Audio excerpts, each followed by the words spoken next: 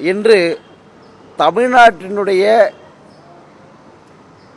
ராஜ்யசபா எம்பிக்கள் 6 பேர் தேர்வு செய்வதற்காக வேட்புமனு தாக்கல் செய்தவைகளை பரிசீலனை செய்து அதன் அடிப்படையில் உத்தரவிடுவதற்காக இன்று வந்தது.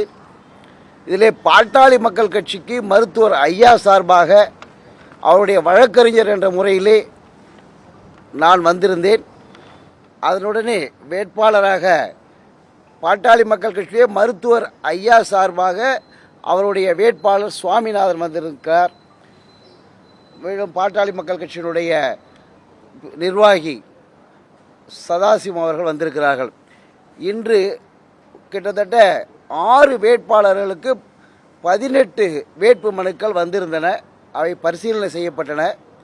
நாங்கள் வந்த நோக்கமே பாட்டாளி மக்கள் கட்சியை பொறுத்த வரையிலே கடந்த 28/5/2025 அன்புமணி ராமதாஸின் பதவி காலம் முடிந்துவிட்டது.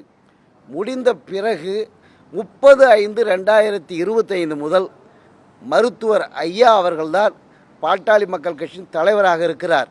ஆனால் தலைவராக அவர் இருக்கும் பட்சத்திலே அவருக்கு தெரியாமலேயே தேர்தல் ஆணையத்தில் போலியான ஆவணங்களை 31/8/2023 அன்று அன்புமணி பொதுக்குழு என்ற எந்த கூட்டத்தையும் கூட்டாமல் தானாகவே உற்பத்தி செய்த போலி ஆவணங்களை வைத்து தன்னுடைய தலைவர் மற்றும் இருக்கக்கூடிய ஆஃபீஸ் பேரர்ஸ் பதவி காலத்தை பொய்யாக நீட்டுவதற்காக தேர்தல் ஆணையத்தின் உடந்தையோடு ஒரு 3 ஆண்டு காலத்துக்கு கட்சிக்காரர்கள் பாட்டாளி மக்கள் கட்சியை சேர்ந்தவர்கள் மக்களுக்கு தெரியாமல் ஒரு ஃபோர்ஜரி டாக்குமெண்ட்டை உருவாக்கி அதை 3 ஆண்டுகளுக்கு நீட்டித்த விவரம் பிற்பாடாக டெல்லி உயர்நீதிமன்றத்திலே 4/12/2025 ரிட் மனு WP 18311 போட்டு விசாரிக்கும் போது தான் தெரிய வந்தது. அதை நாங்கள் தேர்தல் ஆணையத்தில் புகார் மனுவாக கொடுத்ததோடு மட்டுமல்லாமல் டெல்லி காவல்துறையிலே போர்ஜரி செய்ததற்காக அன்புமணி மீது நடவடிக்கை எடுக்க என்று மனுவும் கொடுத்தோம். அதற்கு பிறகு டெல்லி உயர்நீதிமன்றம் அன்புமணி பாட்டாளி மக்கள் கட்சிக்கு தலைவர் அல்ல என்று தீர்ப்பளித்தது. அந்த தீர்ப்பிலே தேர்தல் ஆணையம் திருத்த வேண்டும் என்று வந்தார்கள் 9/2/2025. ஆனால் அதையும் நீதிமன்றம் டெல்லியிலே நிராகரித்தது.